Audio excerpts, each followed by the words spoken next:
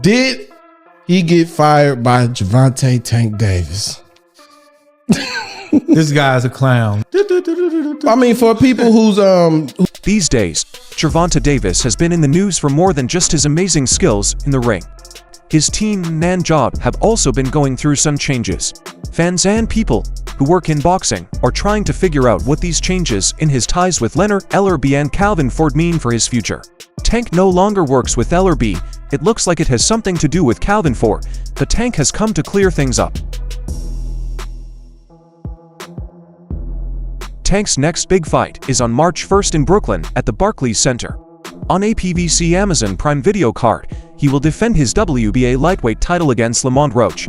It's a big deal, a big moment in his career, and a chance to shine on a big stage, but it wasn't the fight announcement or the hype around it that got everyone talking. It was Tank going to the official press conference by himself, without Leonard Ellerbe or Calvin Ford. This made people wonder what's really going on behind the scenes. That shit built up. It's a lot built up, and I'm gonna take it out on him. Sorry that it's gonna be him. I'm telling you, I promise you. I see y'all. Rick Glazer posted the news on his social media pages. He said that Tank has broken up with Leonard Ellerbe, who has been on his team since 2015 and has had a huge impact on his business. Ellerbe, a trusted advisor of Floyd Mayweather and a key player in Mayweather Promotions, has been by Tank's side through thick and thin. Ellerbe stood by Tank even after his public fight with Mayweather, giving him advice and support. But that part of the story seems to be over now. You button that up and just let people know. People, they didn't see me at the press conference. I was ill. Yeah. That's it. For almost 10 years, Ellerbe has been a big part of Tank's rise from a bright young boxer to one of the sport's most successful stars. The Glazer report paints this split as a possibly good move for Tank to have a chance to gain more control over his career and explore options beyond the PVC. As for Ellerbe, he's not likely to struggle.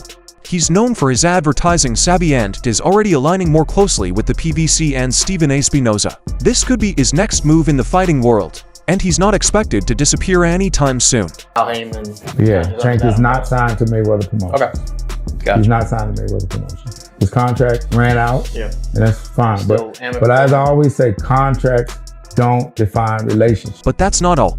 Calvin Ford, Tank's longtime trainer and one of the first people to mentor him in the sport, is also at the heart of rumors. Ford hasn't been present during Tank's training, and fans have noticed. While there's no official word about a full break, Tank's actions and cryptic comments suggest he might be exploring new training options. Ford, on the other hand, has acknowledged some tension, but has been careful to show respect for Tank and his decisions. Their relationship seems to be a delicate place built on history and loyalty, possibly going in a new direction. It's about his business. He understands he's a professional now, and he's had some ups and downs, and he's learned from he's a family guy now. The whole nine. And it's like, but more, he's a naturally small guy. And again, he don't walk around 30 pounds over his weight. He don't do that no more. These changes aren't just about swapping out team members for Tank. They mark a bigger shift in his career. At 30, he's entering a stage where independence and smart choices are key. Boxing has seen other stars take this road. Canelo Alvarez and Terence Crawford are just two examples of boxers who left traditional setups to gain full control of their careers. Tank's name value and star power mean he has plenty of choices, whether it's joining forces with Top Rank or Matchroom Boxing or even going independent, much like Floyd Mayweather did. Roger never got trainer of the year when Floyd was fighter of the year. His dad never got trainer of the year. So, I've been openly expressing that, and I think it's time that Calvin gets this. Leaving the PVC, if this were to occur, it would mark a significant change. The group has been a cornerstone of Tank's career, but financial problems at PVC have led many to question its future. Glazer has been vocal about these issues, and Tank's potential departure would be a major blow. It could even spell trouble for PVC's overall stability. But for Tank, moving on might open new doors and give him a chance to chase the kinds of fights fans have been begging for. Going independent or starting a new promotional company comes with clear perks. Fighters like Canelo and Crawford have shown how it helps them to pick better fights and negotiate bigger paydays. Like that. Thank you guys. Gonna get active. Tank has the charisma, skill and fan base to pull this off, And breaking free from restrictive deals could be the key to making more high-profile matchups happen that fans have long wanted to see Tank in the ring more often, taking on the best opponents. This kind of freedom could finally make that a reality, but it's not all smooth sailing.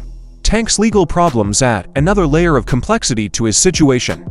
His team has been a crucial source of support during these tough times, and moving forward without them will take careful planning. Losing figures like Ellerbe and possibly Ford means Tank will need to build a new support system, and that's no small task. Still, Tank seems ready to take on the task and take charge of his own path. Because Roach he come to fight, and I think it's a great fight. Everybody talking all that stuff about, oh, why Roach? Because he signed and took the fight. Tank has been pretty reserved in his comments about all this, but what he has said says volumes. He's made it clear that he respects what Ellerbe and Ford have done for him, but that he's ready for the next chapter. Sometimes you have to make tough choices to grow, he said in a recent interview. I respect everything Leonard and Calvin have done for me, but I'm focused on what's best for me going forward. Those words show a fighter who's willing to take chances to reach the next level.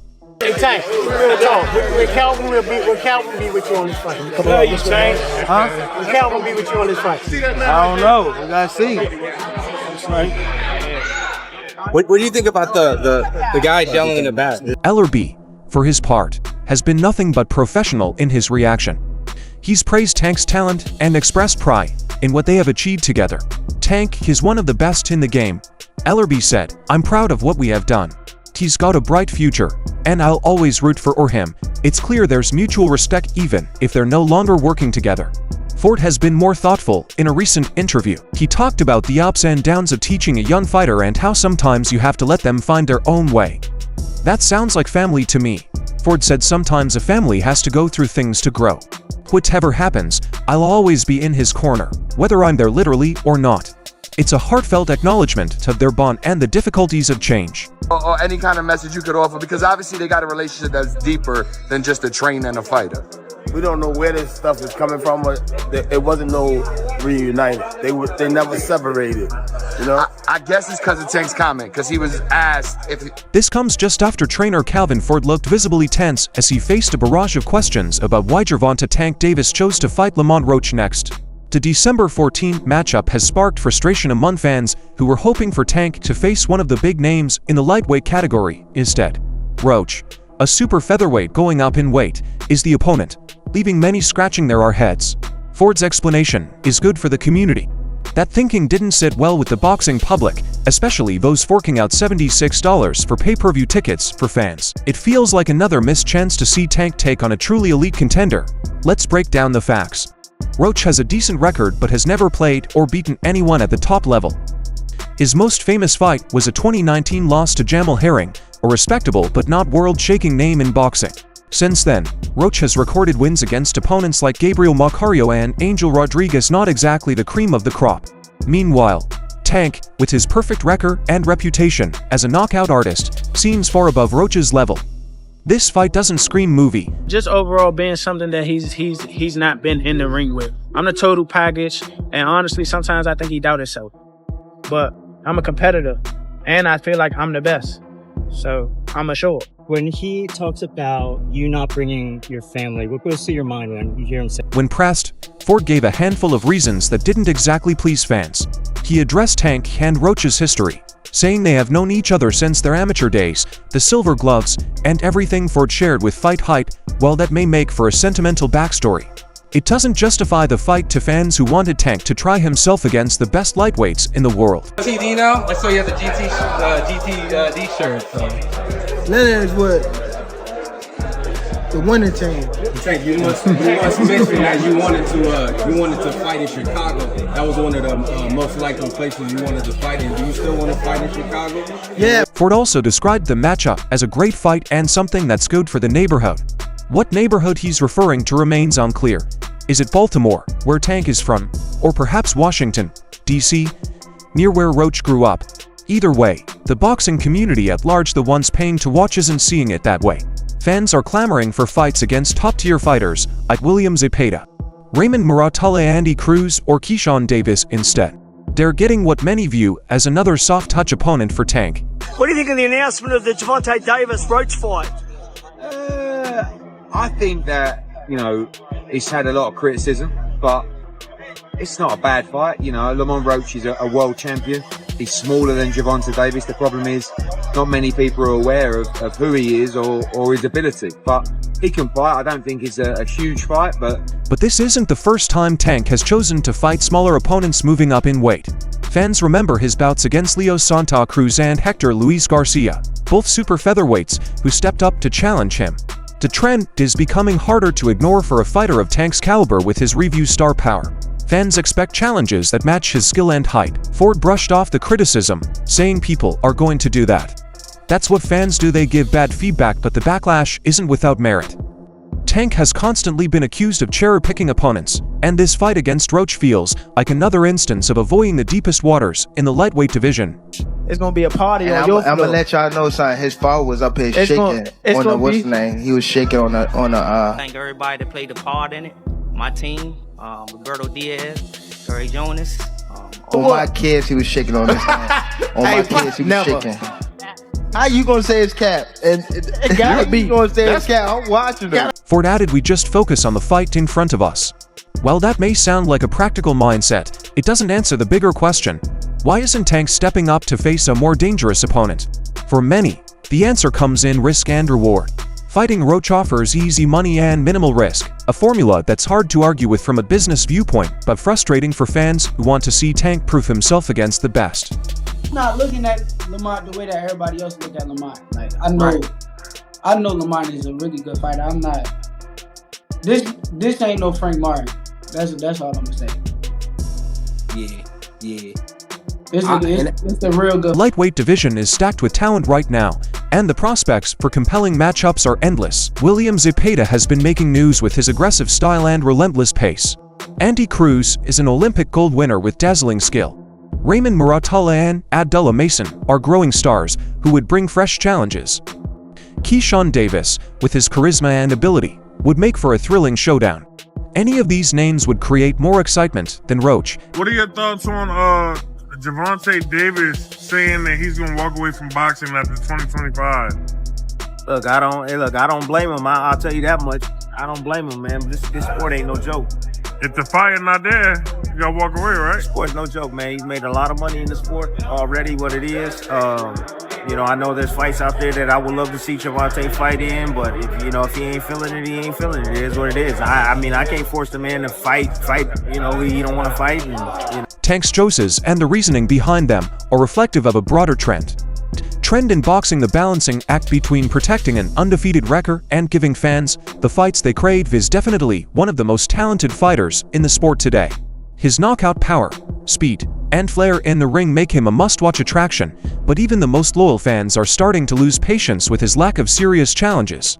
Critics say that Tank's team is playing it to save, avoiding the kind of fights that would cement his legacy. Fighting Roach, a 130-pounder going up, does little to silence those critics. Instead, it adds fuel to the fire, reinforcing the narrative that Tank is more interested in padding his record than taking real chances. For Tank, the Roach fight is about more than just protecting his WBA lightweight title. It's a chance to reassert his dominance and remind fans why he's one of boxing's biggest stars, but the stakes are high. A lackluster performance against an overmatched opponent could further erode his credibility. On the flip side, a spectacular knockout might briefly quiet the doubters, but it won't answer the calls for tougher competition. Ford has expressed faith in Tank's ability to give an entertaining performance. "I just prepare him and get him ready to put on a great performance for the fans," he said. But the fans' frustration isn't about the quality of Tank's performance. It's about the quality of his competition. Davis's camp initially had its eyes on Vasily Lomachenko for a potential unification clash. However, Lomachenko, the IBF lightweight champion, pulled out of negotiations, claiming a need for rest. Many speculate this move might lead to his retirement in 2025. With Lomachenko out, Davis's team explored other choices, including Jose Valenzuela. Unfortunately, Valenzuela wasn't available to fight for the rest of 2024, and his expected rematch with Isaac Cruz added further complications. This left Davis with Lamont Roach Jr. as the most possible choice. Meanwhile, Shocker Stevenson, another top lightweight and a potential dream matchup for Davis, had temporarily shifted focus after parting ways with Top Rank and signing with Matchroom Boxing. Although Stevenson's planned fight with Joe Cordina fell through due to a hand injury, his trajectory didn't intersect with Davis's this time around. While some fans might see Roach as a lesser-known opponent, the fighter himself views this battle as a defining moment in his career. Roach, the reigning WBA junior lightweight champion, didn't jump at the opportunity instantly, as he explained during the press conference in Washington, D.C. He had multiple options on the table before deciding to take on Davis. When people ask, "Did I jump at this opportunity?" "I didn't take this from the jump quickly," Roach said, "but I'm a competitor, and I feel like I'm the best, so I'm going to show it." For Roach, the stakes couldn't be higher. A victory against a superstar like Davis would not only catapult him into boxing stardom, but also open doors for lucrative rematches and possible unifications. "When I win, this situation is going to flip all the way over," Roach said. "This fight right here starts my famous run." Roach also acknowledged the financial and personal benefits of taking on this challenge. Beyond the fame and glory, the opportunity allows him to secure a brighter future for his family, especially his young son. "The money is really nice," he admitted, "and to be able to grow my brand to set my son up to not ever have to worry about anything is Roach's confidence is admirable, but the truth is daunting." Davis, with his flawless 30-0 record and 28 knockouts, is generally regarded as one of the most dangerous punchers in boxing today. Fighting someone of Davis's caliber marks the toughest challenge of Roach's career by far. His past opponents, while decent, haven't prepared him for the kind of firepower and precision Tank brings to the ring. Still, Roach is no stranger to hard work, as he put it. "I work my ass off to get right here. So it's about time for Roach. This is more than just a title defense. This is his chance to show he belongs in the elite circle of the lightweight T division."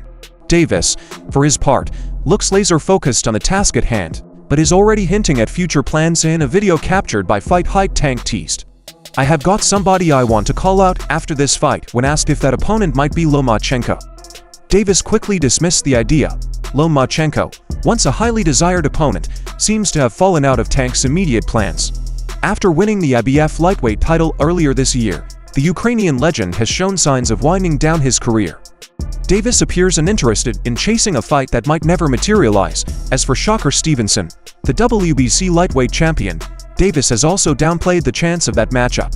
Stevenson's rise has been meteoric, and a clash between the two would undoubtedly be a blockbuster. However, their paths seem to stay on separate tracks for now. For Davis, the fight against Roach is a chance to maintain his momentum and reaffirm his dominance in the lightweight division. A win would keep his undefeated record intact and set the stage for possibly bigger fights down the line. Talking, when the people who I fight, when they start talking, that's when y'all get dumped. I'ma beat his ass. He can't do shit. Wait, I don't give a fuck. So y'all better be quiet. I don't give a fuck if y'all was quiet, if y'all was loud. He got the whole hood over there. Like, twisted up. I don't give a fuck about none of that. Y'all can do whatever y'all want. My mother, he can't stop nothing. However, Tank faces rising pressure from fans and analysts who want to see him take on higher-profile opponents.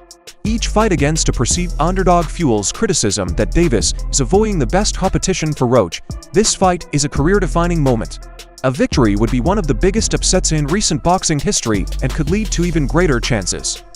The contractual repeat clause in their agreement means that if Roach wins, he'll not only enjoy the glory, but also a second lucrative payday against Davis in the March 1st fight between Gervonta Davis and Lamont Roach Jr. may not be the dream matchup fans were looking for, but it offers intrigue nonetheless. Roach's confidence and determination add a layer of excitement, while Davis's star power ensures the fight will draw significant attention. The lightweight division remains one of boxing's most compelling weight classes, with a deep roster of skilled fighters. Whether or not Davis finally takes on the likes of Shocker Stevenson, Devin Haney, or others, his journey continues to captivate fans around the world. As for Roach, this is his moment to show he belongs among the sport's elite. What? Who said that? You said what? You said what? Yeah, that's why I've been waiting for the niggas to talk. How much you want back? How much you want it back? Because I came up here alone. How much y'all want back? How much you want back? Just call it out. Huh? 100? That's a bet. What's your name? On March 1st, all questions will be answered. Will Davis continue his role as one of boxing's brightest stars, or will Roach shock the world and begin his legendary run? One thing is certain, The fight has the ability to shift the landscape of the lightweight division dramatically. As for the relationship between Tank Fork and Ellerbe, we can only wait to see how it impacts Tank's job. But what do you think will be next for Tank? Share your ideas below, and don't forget to like and subscribe to the channel for more updates. See you in the next one.